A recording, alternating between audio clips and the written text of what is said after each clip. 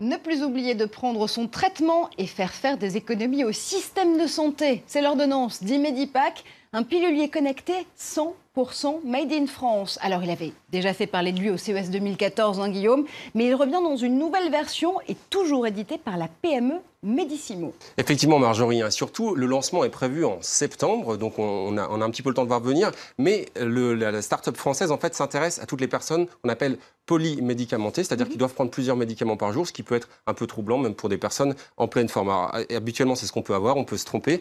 En fait, ce que propose cette start-up qui a été créée par une docteure en pharmacie qui s'appelle Caroline Blocher, c'est de numériser tout cela et en fait d'avoir quelque chose qui va ressembler à ça. C'est encore qu'un prototype, mais on va avoir des lumières en fait sur chaque petite alvéole et ces lumières, Marjorie, elles vont s'éclairer quand vous devrez prendre les médicaments.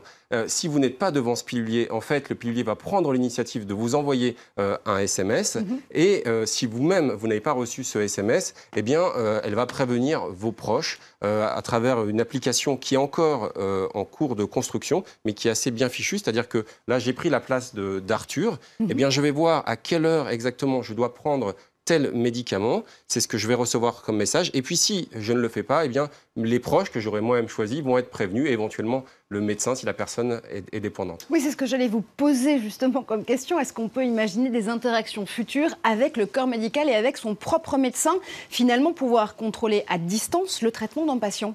Oui, c'est clé en fait, dans cette innovation. Et d'ailleurs, la start-up a mené une étude auprès de 3500 personnes pendant 3 ans. Elle s'est rendue compte, en fait, c'est un petit peu le big data appliqué à la médecine, qu'une personne qui n'aurait pas ce genre d'alerte, une personne âgée avant d'aller à l'hôpital, va prendre 10 médicaments et lorsqu'elle est vraiment suivie, ce nombre va tomber à 8 médicaments. Donc on voit que les personnes ont tendance à prendre trop de médicaments et c'est ce sur quoi travaille Medissimo. Et c'est justement la question de l'adhésion, notamment thérapeutique. Question donnée cette fois-ci, est-ce qu'on est reparti dans peut-être une grande peur de l'utilisation des données personnelles des patients ou est-ce que justement Immedipac y répond dans un certain sens ? Immedipac promet, c'est toujours le cas des données extrêmement personnelles, que uniquement les utilisateurs auront accès à ces données, qu'elle ne donnera en aucun cas à des polices d'assurance, par exemple, pour pouvoir vous augmenter les polices si vous ne prenez pas vos médicaments. On va voir si c'est vraiment en application. En tout cas, ça peut rendre pas mal de services. Il y a 280 millions de personnes dans le monde qui ont des problèmes de vue. Ça peut les aider